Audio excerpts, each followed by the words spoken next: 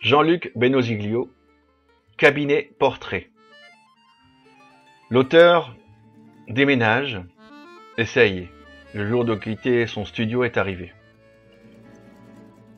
Adieu studio, adieu mamie, adieu des années de ma vie, adieu Stérile et Stéphanie, adieu mes vainés d'un soir et vos paréos chiffonnés sur la moquette.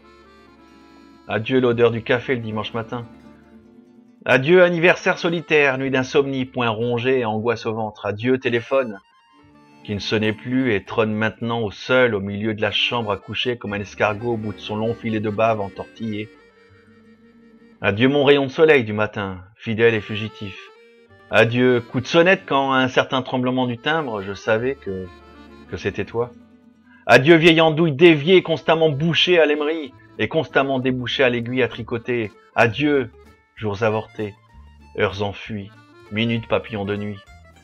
Adieu feu de bois que je n'ai jamais fait parce que trouver du bois en ville te peut toujours courir et que l'arbre de Noël était en plastique. Adieu. Bon Dieu que le temps passe. Adieu l'avalanche de fer-part bordée de noir que j'ai reçue ici et dont l'incinération seule aurait suffi à alimenter un feu d'enfer s'ils n'avaient tous été catholiques. Adieu cambrioleurs, petits truands, mes frères, passe-muraille et entre nous, avec le recul. Dites-moi, étiez-vous vraiment obligé de renverser mon pot de confiture de rose entre les draps? Adieu mur jaune, sale, dont chaque plaie, chaque bosse a son histoire.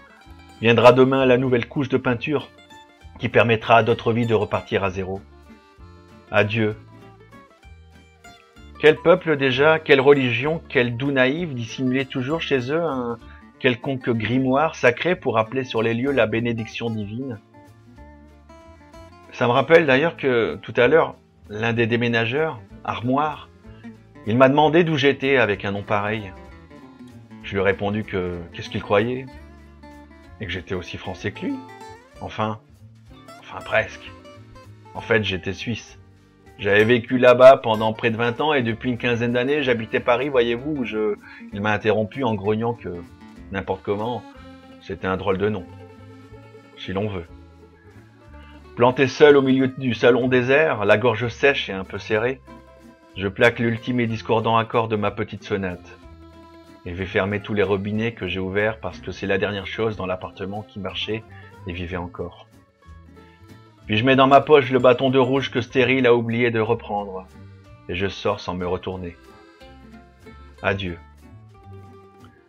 Dehors, j'ai hélé un taxi en maraude. Je lui ai donné l'adresse, le chauffeur s'est retourné vers moi. Il m'a demandé si je ne pouvais pas lui expliquer où c'était. Il était nouveau, n'est-ce pas, et c'était son premier jour. Je tombe toujours sur un nouveau dont c'est le premier jour. Je lui ai répondu que ce n'était pas compliqué. Pas loin d'une mairie, derrière un petit jardin et... Un peu comme ici alors, a-t-il fait. Un peu comme. Merde. Quel crétin je faisais. Je venais de lui donner mon ancienne adresse, le numéro de l'immeuble au pied duquel nous nous trouvions. J'ai rectifié le tir en songeant qu'il y avait au monde une seule chose plus difficile que de se débarrasser de ses vieilles habitudes. Se débarrasser de ses vieilles habitudes. Jean-Luc Benoziglio, Cabinet Portrait. J'espère que ça vous aura plu. Il y a des pages assez marrantes. Vraiment un livre très plaisant. Sont rares les livres où on rigole. Je sais pas pour vous. Et puis à la semaine prochaine pour d'autres petites découvertes.